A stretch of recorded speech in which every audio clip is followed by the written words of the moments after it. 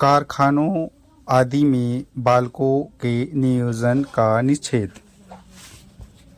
अनुच्छेद 24 किसी फैक्ट्री, खान अथवा अन्य परिसंकटमय गतिविधियों यथा निर्माण कार्य अथवा रेलवे में 14 वर्ष से कम उम्र के बच्चों के नियोजन का प्रतिषेध करता है, लेकिन यह प्रतिषेध किसी नुकसान न पहुंचाने वाले अथवा निर्दोष कार्यों में नियोजन का प्रतिषेध नहीं करता है। बाल श्रम प्रतिषेध एवं नियमन अधिनियम 1986 इस दिशा में सर्वाधिक महत्वपूर्ण कानून है। इसके अलावा बालक नियोजन अधिनियम 1938, कारखाना अधिनियम 1948, खान अधिनियम 1952, वाणिज्य पोत परिवहन अधिनियम 1958, बागान श्रम अधिनियम 1951, मोटर परिवहन कर्मकार अधिनियम 1951, प्रशिक्षु अधिनियम 1961, बीड़ी तथा शिकार कार्यक्रम अधिनियम 1966 और इसी प्रकार के अन्य अधिनियम निश्चित आयु से कम के बालकों के नियोजन का प्रतिषेध करते हैं। 1996 में उच्चतम न्यायालय ने बाल श्रम पुनर्वास कल्याण कोष की स्थापना का निर्देश दिया, जिसमें बालकों को नियोजित करने वाले द्वारा प्रति बालक 20,000 रुपये जमा कराने का प्रावधान है। इसने बच्चों की शिक्षा, स्वास्थ्य एवं पोषण में भी सुधार के लिए निर्देश दिए। बालक अधिकार संरक्षण आयोग अधिनियम 2005 बालकों के अधिकारों के संरक्षण के लिए एक राष्ट्रीय आयोग और राज्य आयोग की स्थापना और बालकों के विरुद्ध अपराधों अथवा बालक अधिकारों के उल्लंघन पर शीघ्र विचारण के लिए अधिनियमित किया गया।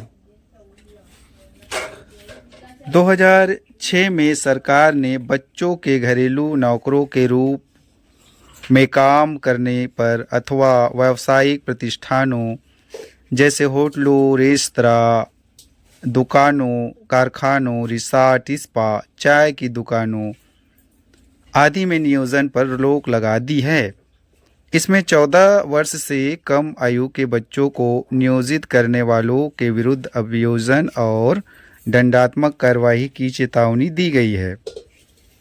बाल श्रम संशोधन 2016, बाल श्रम निषेध एवं विनियमन संशोधन अधिनियम 2016 द्वारा बाल श्रम निषेध एवं विनियमन अधिनियम 1986 को संशोधित कर दिया गया। इसने मूल अधिनियम का नाम बदलकर बाल एवं किशोर श्रम निषेध एवं विनियमन अधिनियम 1986 कर दिया है। संशोधन अधिनियम 14 वर्ष से कम आयु के बच्चों को सभी व्यवसायों एवं प्रक्रियाओं में रोजगार निषिद्ध करता है। पहले यह निषेध 18 व्यवसायों एवं 65 प्रक्रियाओं पर लागू था। पुनः संशोधन अधिनियम किशोरों 14 से 18 वर्ष की आयु को कतिपय खतरनाक व्यवसायों एवं प्रक्रियाओं से रोजगार निषिद्ध करता है। संशोधन अधिनियम ने उल्लंघन करने वालों के लिए कड़े दंड का भी प्रावधान किया है। 6 माह से 2 वर्ष तक की कैद अथवा 20,000 से 50,000 रुपये तक का जुर्माना, अपराध दोहराए जाने पर कैद की अवधि 1 से 3 वर्ष की होगी। धर्म की स्वतंत्रता के अधिकार। पहला, अंतःकरण की और धर्म के अबाध रूप से मानने, आचरण और प्रचार करने की स्वतंत्रता। अनुच्छेद 25 के अनुसार सभी व्यक्तियों को अंतःकरण की स्वतंत्रता का और धर्म के आबाद रूप से मानने, आचरण करने और प्रचार करने का समान हक होगा। इसके प्रभाव है, पहला, अंतःकरण की स्वतंत्रता। किसी भी व्यक्ति को भगवान या उसके रूपों के साथ अपने ढंग से अपने संबंध को बनाने का आंतरिक स्वतंत्रता।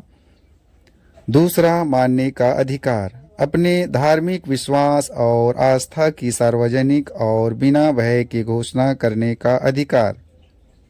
तीसरा, आचरण की अधिकार। धार्मिक पूजा, परंपरा, समारोह करने और अपनी आस्था और विचारों के प्रदर्शन की स्वतंत्रता। चौथा, प्रसार का अधिकार। अपनी धार्मिक आस्थाओं का अन्य को प्रचार और प्रसार करना या अपने धर्म के सिद्धांतों को प्रकट करना, परंतु इसमें किसी व्यक्ति को अपने धर्म में धर्मांतरित करने का अधिकार सम्मिलित नहीं है। जबरदस्ती किया गया धर्मांतरण सभी समान व्यक्तियों के लिए सुनिश्चित अंतःकरण की स्वतंत्रता का अतिक्रमण करता है। उपरोक्त प्रावधानों से यह स्पष्ट है कि अनुच्छेद 25 केवल धार्मिक विश्वास को ही नहीं बल्कि धार्मिक आचरणों को भी सम्मानित करता है। यह अधिकार सभी व्यक्तियों, नागरिकों और गैर नागरिकों सबके लिए उपलब्ध है। यद्यपि ये अधिकार सार्वजनिक व्यवस्थाओं, नैतिकता, स्वास्थ्य एवं मूल अधिकारों से संबंधित अन्य प्रावधानों के अनुसार है, राज्य को इस बात की अनुमति देता है।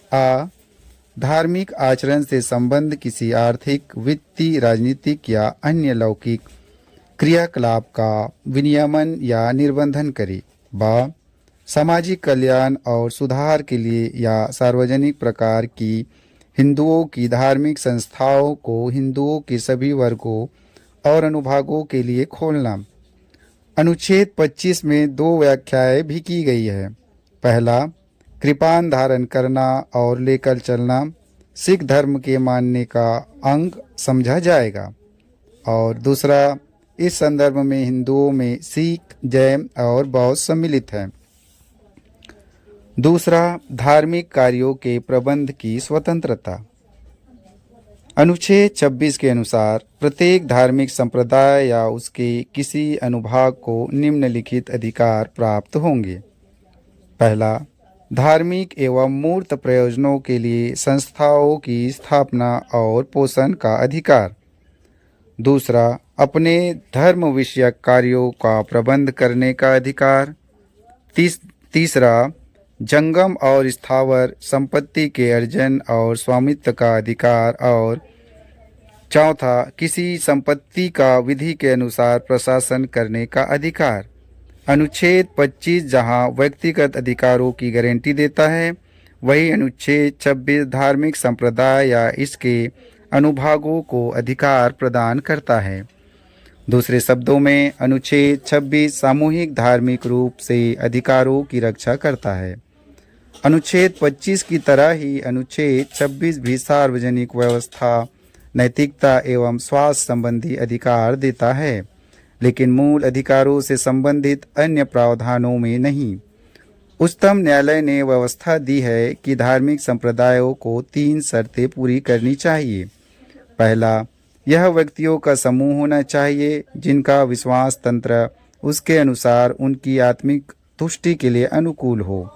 दूसरा, इनका एक सामान्य संगठन होना चाहिए। एवं तीसरा, इसका एक विशिष्ट नाम होना चाहिए। उपरोक्त मामले के अंतर्गत उच्चतम न्यायालय ने व्यवस्था दी कि रामकृष्ण मिशन और आनंद मार्ग हिंदू धर्म के अंतर्गत धार्मिक संप्रदाय है। उच्चतम न्यायालय ने यह भी कहा था कि अरविंदे सोसाइटी धार्मिक संप्रदाय नहीं है। तीसरा, धर्म की अभिवृद्धि के लिए करों के संदाय से स्वतंत्रता। अनुच्छेद 27 में उल्लेखित है कि किसी भी व्यक्ति को किसी विशिष्ट धर्म या धार्मिक संप्रदाय की अभिवृद्धि या पोषण में व्यय करने के लिए करों के संदाय हेतु बाध्य नहीं किया जाएगा। दूसरे शब्दों में, राज्य कर के रूप में एकत्रित धन को किसी विशिष्ट धार्मिक उत्थान एवं रखरखाव के लिए व्यय नहीं कर सकता है। यह व्यवस्था राज्य को किसी धर्म का दूसरे के मुकाबले पक्ष लेने से रोकता है। इसका अर्थ यह हुआ कि करों का प्रयोग सभी धर्मों के रखरखाव एवं उन्नति के लिए किया जा सकता है। यह व्यवस्था केवल कर की उगाही पर रोक लगाती है, न कि शुल्क पर। ऐसा इसलिए क्योंकि शुल्क लगाने का उद्देश्य धार्मिक संस्थाओं पर धर्मनिरपेक्ष प्रशासन के पक्ष में नियंत्रण लगाना है। इस तरह तीर्थयात्रियों से शुल्क की उगाही की जा सकती है ताकि उन्हें कुछ विशेष सुविधाएं एवं सुरक्षा मुहैया कराई जा सके। इसी तरह धार्मिक कार्यकलापों और उनके खर्च के नियमितीकरण पर भी शुल्क लगाया जा सकता है। चौथा, धार्मिक शिक्षा में उपस्थित होने से स्वतंत्रता। अनुच्छेद 28 के अंतर्गत राज्य निधि से पूर्णतः पोषित किसी शिक्षा संस्था में कोई धार्मिक शिक्षा न दी जाए। हालांकि यह व्यवस्था उन संस्थाओं में लागू नहीं होती जिनका प्रशासन तो राज्य कर रहा हो, लेकिन उनकी स्थापना किसी विन्यास या न्यास के अधीन हुई हो।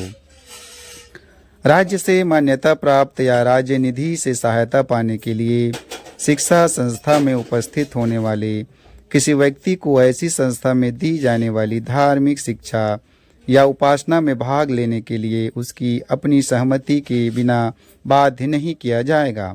अवयस्क के मामले में उसके संरक्षक की सहमति की आवश्यकता होगी।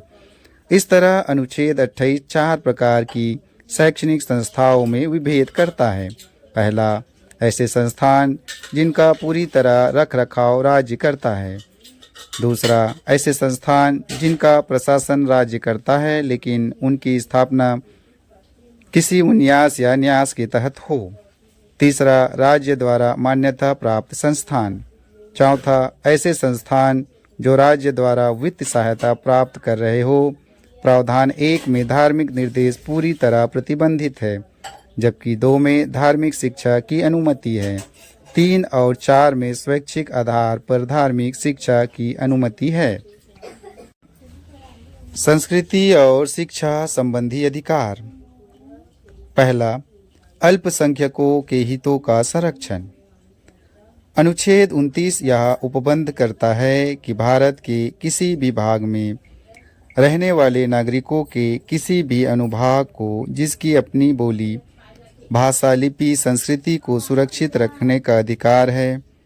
इसके अतिरिक्त किसी भी नागरिक को राज्य के अंतर्गत आने वाले संस्थान या उससे सहायता प्राप्त संस्थान में धर्म, जाति या भाषा के आधार पर प्रवेश से रोका नहीं जा सकता। पहली व्यवस्था एक समूह के अधिकारों की रक्षा करती है, जबकि दूसरी व्यवस्था नागरिक के व्यक्तिगत सम्मान की रक्षा करती है, फिर चाहे वह किसी भी समुदाय से संबंध हो। अनुच्छेद 29 धार्मिक अल्पसंख्यकों एवं भाषाई अल्पसंख्यकों को सुरक्षा प्रदान करता है। हालांकि उच्चतम न्यायालय ने व्यवस्था दी है कि इस अनुच्छेद की व्यवस्था केवल अल्पसंख्यकों के मामले में ही नहीं, जैसा कि सामान्यतः माना जाता है, क्योंकि नागरिकों से के अनुभाग शब्द का अभिप्राय अल्पसंख्यक एवं बहुसंख्यक दोनों से है।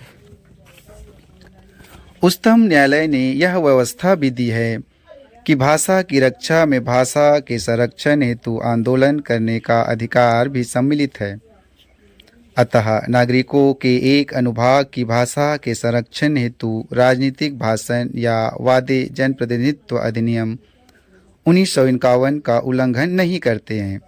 दूसरा, शिक्षा संस्थाओं की स्थापना और प्रशासन करने का अल्पसंख्यक वर्गों का अधिकार। अनुच्छेद 30 अल्पसंख्यकों चाहे धार्मिक या भाषाई को निम्नलिखित अधिकार प्रदान करता है। पहला, सभी अल्पसंख्यकों वर्गों को अपनी रुचि की शिक्षा संस्थाओं की स्थापना और प्रशासन का अधिकार होगा। दूसरा, राज्य द्वारा अल्पसंख्यक वर्ग शिक्षा संस्था की किसी संपत्ति के अनिवार्य अर्जन के लिए निर्धारित क्षतिपूर्ति रकम से उनके लिए प्रत्याभूत अधिकार निर्बंधित या निराकृत नहीं होंगे। इस उपबंध 1978 के 44वें संशोधन अधिनियम द्वारा जोड़ा गया। इस अधिनियम ने संपत्ति के अधिकार को मूल अधिकार अनुच्छेद से निरसित कर दिया। तीसरा, राज्य आर्थिक सहायता में अल्पसंख्यकों द्वारा प्रतिबंधित संस्थानों में विभेद नहीं करेगा। इस तरह अनुच्छेद 30 के अल्पसंख्यकों, धार्मिक एवं भाषाई की सुरक्षा का विस्तार नागरिकों के किसी अन्य अनुभाग के लिए जैसा कि अनुच्छेद 29 नहीं है। हालांकि अल्पसंख्यक शब्द को संविधान में कहीं भी परिभाषित नहीं किया गया है। अनुच्छेद 30 के अंतर्गत उल्लिखित अधिकार अल्पसंख्यकों को अपने बच्चों को अपनी भाषा में शिक्षा का अधिकार भी प्रदान करता है। अल्पसंख्यक शिक्षा संस्थाएं 3 प्रकार की होती है। पहला, राज्य से आर्थिक सहायता एवं मान्यता लेने वाले संस्थान। दूसरा, ऐसे संस्थान जो राज्य से मान्यता लेते हैं लेकिन उन्हें आर्थिक सहायता प्राप्त नहीं होती। तीसरा, ऐसे संस्थान जो राज्य से मान्यता या सहायता नहीं लेते पहले एवं दूसरे प्रकार के संस्थाओं में राज्य के अनुसार शिक्षण, स्टाफ, पाठ्यक्रम, शैक्षणिक मानक, अनुशासन, सफाई व्यवस्था होगी।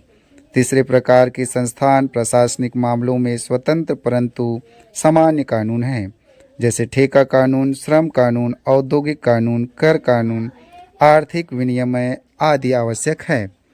Secretary of Malankara Syrian Catholic college के 2007 के फैसले में सर्वोच्च न्यायालय ने अल्पसंख्यक शैक्षिक संस्थानों की स्थापना तथा प्रशासन से संबंधित सामान्य सिद्धांतों को निम्नलिखित रूप में प्रस्तुत किया है। पहला, शैक्षिक संस्थानों को स्थापना एवं प्रशासन करने के अल्पसंख्यकों के अधिकार के अंतर्गत निम्नलिखित अधिकार शामिल है। पहला, अपना शासी निकाय चुनने का अधिकार, जिसमें संस्थापकों का भरोसा हो कि वह संस्थान को भली भांति चला सकेगा। दूसरा, शिक्षण कर्मचारियों, शिक्षक, व्याख्याता तथा प्रधानाध्यापक, प्राचार्य तथा शिक्षकेतर कर्मियों को नियुक्त करने, साथ ही कर्तव्य में लापरवाही बरतने पर उनके विरुद्ध कार्रवाई करने का अधिकार। तीसरा, अपनी पसंद के अहर विद्यार्थियों को प्रवेश दिलाने तथा एक सुसंगत शुल्क ढांचा स्थापित करने का अधिकार। चौथा, अपनी संपदा तथा परिसंपत्तियों का संस्थान के हित में उपयोग करने का अधिकार।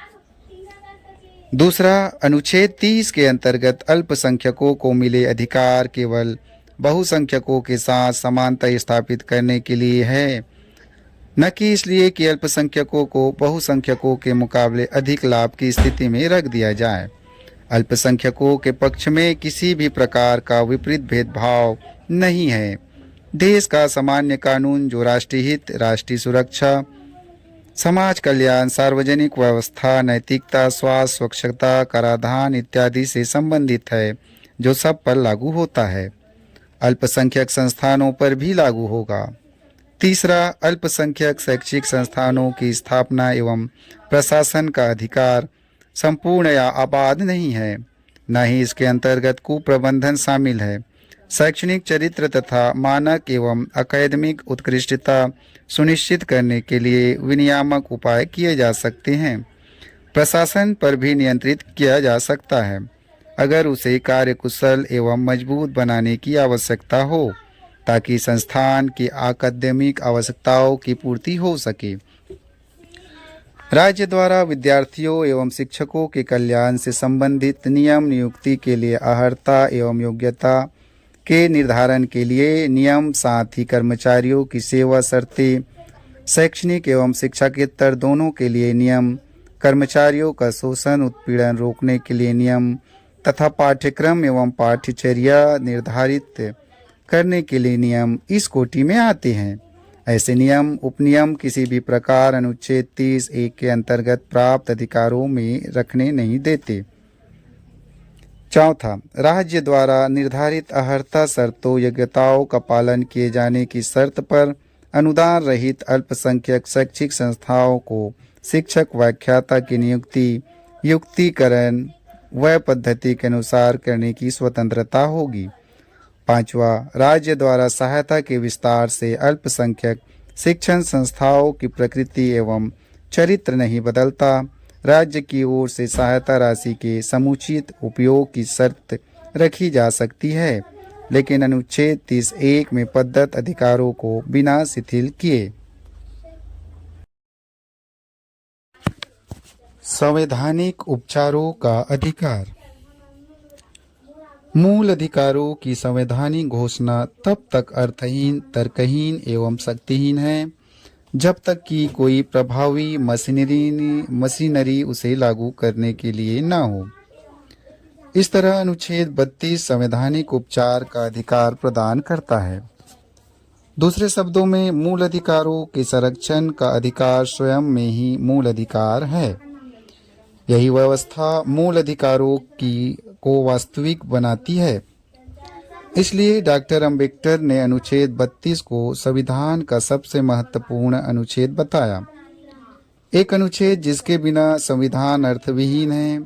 यह संविधान की आत्मा और हृदय है। उच्चतम न्यायालय ने व्यवस्था दी है कि अनुच्छेद 32 में संविधान की मूल विशेषताएं हैं। इस तरह इसे संविधान संशोधन के तहत बदला नहीं जा सकता। इसमें निम्नलिखित 4 प्रावधान हैं। आ, मूल अधिकारों को प्रवर्तित कराने के लिए समुचित कार्रवाइयों द्वारा उच्चतम न्यायालय में समावेदन करने का अधिकार प्रत्याभूत है। बा, उच्चतम न्यायालय को किसी भी मूल अधिकार के संबंध में निर्देश या आदेश जारी करने का अधिकार होगा। उसके द्वारा जारी रीट में शामिल है बंदी प्रत्यक्षीकरण, परमादेश, प्रतिच्छेद, उत्प्रेषण एवं अधिकार परीक्षा। संसद को यह शक्ति प्राप्त है कि वह किसी अन्य न्यायालय सभी प्रकार के निर्देश, आदेश और रीट जारी करने की शक्ति प्रदान करे। यद्यपि यह उच्चतम न्यायालय को प्रदत्त शक्तियों के विरुद्ध किसी पूर्वग्रह से रहित होना चाहिए।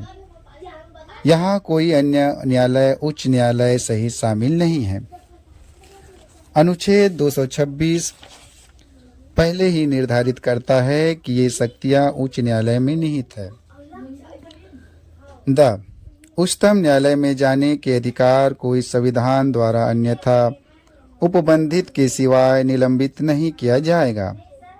इस तरह राष्ट्रपति राष्ट्रीय आपातकाल अनुच्छेद 359 के तहत इनको स्थगित कर सकता है। इस तरह यह स्पष्ट है कि उच्चतम न्यायालय नागरिकों के मूल अधिकारों का रक्षक एवं गारंटी देने वाला है। इसे इस प्रयोजन हेतु मूल और विस्तृत शक्तियां प्राप्त है। अधिकारों के हनन पर कोई व्यक्ति बिना अपीली प्रक्रिया के उच्चतम न्यायालय में जा सकता है। विस्तृत इसलिए क्योंकि इसकी शक्तियां केवल आदेश या निर्देश देने तक सीमित नहीं है। यह सभी प्रकार की रिटें जारी कर सकता है। अनुच्छेद 32 का उद्देश्य मूल अधिकारों के संरक्षण हेतु गारंटी, प्रभावी, सुलभ और संक्षेप उपचारों की व्यवस्था है। संविधान द्वारा अनुच्छेद 32 के अंतर्गत केवल मूल अधिकारों की ही गारंटी दी गई है, अन्य अधिकारों की नहीं, जैसे गैर मूल संवैधानिक अधिकार, असंवैधानिक अधिकार, लौकिक अधिकार आदि। अनुच्छेद 32 के अनुसार मूल अधिकारों का हनन इसके प्रयोग की अनिवार्य शर्त है। दूसरे शब्दों में अनुच्छेद 32 के तहत उच्चतम न्यायालय मूल अधिकारों संबंधित मामलों पर प्रश्न नहीं उठा सकता। अनुच्छेद 32 केवल इसलिए उपयुक्त नहीं किया जा सकता कि केवल कार्यपालिका आदेश या विधायिका की संवैधानिकता का निर्धारण किया जा सके। इसे किसी मूल अधिकार के सीधे हनन में ही प्रयुक्त किया जा सकता है। मूल अधिकारों के क्रियान्वयन के बारे में उच्चतम न्यायालय का न्यायिक क्षेत्र मूल तो है पर अनन्य नहीं। इसका जुड़ाव अनुच्छेद 226 के तहत उच्च न्यायालय के न्यायिक क्षेत्र से है। इस तरह उच्च न्यायालय की मूल शक्तियों में निर्देश जारी करना, आदेश एवं रीट जारी करना, मूल अधिकारों का क्रियान्वयन आदि आता है। इसका अर्थ है कि जब किसी नागरिक के मूल अधिकारों का हनन होता है तो संबंधित पक्ष के पास या तो उच्च न्यायालय या उच्चतम न्यायालय में सीधे जाने का विकल्प होता है। अनुच्छेद 32 द्वारा प्रदत्त अधिकार स्वयं ही मूल अधिकार है। मूल अधिकारों का हनन होने पर उच्चतम न्यायालय में जाने का अधिकार। इस तरह अनुच्छेद 32 के तहत वैकल्पिक उपचार आदि पर रोक नहीं है। उच्चतम न्यायालय ने व्यवस्था दी कि जब अनुच्छेद 226 के तहत संबंधित दल के पास उच्च न्यायालय के माध्यम से राहत का विकल्प मौजूद है तो उसे पहले उच्च न्यायालय ही जाना चाहिए। रीट प्रकार एवं क्षेत्र। उच्चतम न्यायालय अनुच्छेद 32 के तहत एवं उच्च न्यायालय अनुच्छेद 226 के तहत रीट जारी कर सकते हैं। ये है बंदी प्रत्यक्षीकरण, परमादेश, प्रतिच्छेद, उत्प्रेक्षण एवं अधिकार परीक्षा। संसद 1932 के तहत किसी अन्य न्यायालय को भी इन रिटों को जारी करने का अधिकार दे सकती है। चूंकि अभी तक ऐसी कोई व्यवस्था नहीं है, केवल उच्चतम एवं उच्च न्यायालय ही रीट जारी कर सकते हैं, कोई अन्य न्यायालय नहीं। 1950 से पहले केवल कलकत्ता, बम्बई एवं मद्रास उच्च न्यायालय को ही रीट जारी करने का अधिकार प्राप्त था। अनुच्छेद 226 अब सभी उच्च न्यायालयों को रीट जारी करने की शक्ति प्रदान करता है। ये रीट अंग्रेजी कानून से लिए गए हैं, जहां इन्हें विशेषाधिकार रीट कहा जाता था। इन्हें राजा द्वारा जारी किया जाता है, जिन्हें अब भी न्याय का झरना कहा जाता है। आगे चलकर उच्च न्यायालय ने रीट जारी करना प्रारंभ कर दिया। ये रीट ब्रिटिश लोगों के अधिकारों और स्वतंत्रता को कायम रखने के लिए असाधारण उपचार थी। उच्चतम न्यायालय का रीट संबंधी न्यायिक क्षेत्र उच्च न्यायालय से 3 प्रकार से भिन्न है। पहला, उच्चतम न्यायालय केवल मूल अधिकारों के क्रियान्वयन को लेकर रीट जारी कर सकता है, जबकि उच्च न्यायालय इनके अलावा किसी और उद्देश्य को लेकर भी इसे जारी कर सकते हैं। किसी अन्य उद्देश्य शब्द का अभिप्राय किसी सामान्य कानून अधिकार के संबंध में भी है। इस तरह उच्चतम न्यायालय के रीट संबंधी न्यायिक अधिकार उच्च न्यायालय से कम विस्तृत है। दूसरा, उच्चतम न्यायालय किसी एक व्यक्ति या सरकार के विरुद्ध रीट जारी कर सकता है, जबकि उच्च न्यायालय सिर्फ संबंधित राज्य के व्यक्ति या अपने क्षेत्र के राज्य को, या यदि मामला दूसरे राज्य से संबंधित हो तो वहां के खिलाफ ही जारी कर सकता है। इस तरह रीट जारी करने के संबंध में उच्चतम न्यायालय का क्षेत्रीय न्याय क्षेत्र ज्यादा विस्तृत है। तीसरा, अनुच्छेद 32 के अंतर्गत उपचार अपने आप में मूल अधिकार हैं, इसलिए उच्चतम न्यायालय अपने रीट न्याय क्षेत्र को नकार नहीं सकता। दूसरी ओर अनुच्छेद 226 के तहत उपचार विवेकानुसार है, इसलिए उच्च न्यायालय अपने रीट संबंधी न्याय क्षेत्र के क्रियान्वयन को नकार सकता है। अनुच्छेद 32 उच्चतम न्यायालय को मूल अधिकारों के संबंध में उच्च न्यायालय को प्राप्त अनुच्छेद 226 के तहत शक्ति प्रदान नहीं करता है। इस तरह उच्चतम न्यायालय को मूल अधिकारों का रक्षक एवं गारंटी देने वाला बनाया गया है। अब हम अनुच्छेद 32 एवं 226 में उल्लिखित विभिन्न प्रकार के रीटों के अभिप्राय एवं क्षेत्रों को समझेंगे। पहला, बंदी प्रत्यक्षीकरण। इसे लैटिन भाषा से लिया गया है, जिसका शाब्दिक अर्थ है को प्रस्तुत किया जाए। यह उस व्यक्ति के संबंध में न्यायालय द्वारा जारी आदेश है जिसे दूसरे द्वारा हिरासत में रखा गया है, उसे इसके सामने प्रस्तुत किया जाए। तब न्यायालय मामले की जांच करता है। यदि हिरासत में लिए गए व्यक्ति का मामला अवैध है तो उसे स्वतंत्र किया जा सकता है। इस तरह यह किसी व्यक्ति को जबरन हिरासत में रखने के विरुद्ध है। बंदी प्रत्यक्षीकरण का रीट सार्वजनिक प्राधिकरण हो या व्यक्तिगत, दोनों के खिलाफ जारी किया जा सकता है। यह रीट तब जारी नहीं किया जा सकता है जब पहला, हिरासत कानून सम्मत है, दूसरा, कार्यवाही किसी विधानमंडल या न्यायालय की अवमानना के तहत हुई हो, तीसरा, न्यायालय के द्वारा हिरासत, एवं चौथा, हिरासत न्यायालय के न्याय क्षेत्र से बाहर हुई हो। परमादेश, इसका शाब्दिक अर्थ है हम आदेश देते हैं। यह एक नियंत्रण है जिसे न्यायालय द्वारा सार्वजनिक अधिकारियों को जारी किया जाता है, ताकि उनसे उनके कार्यों और उसे नकारने के संबंध में पूछा जा सके।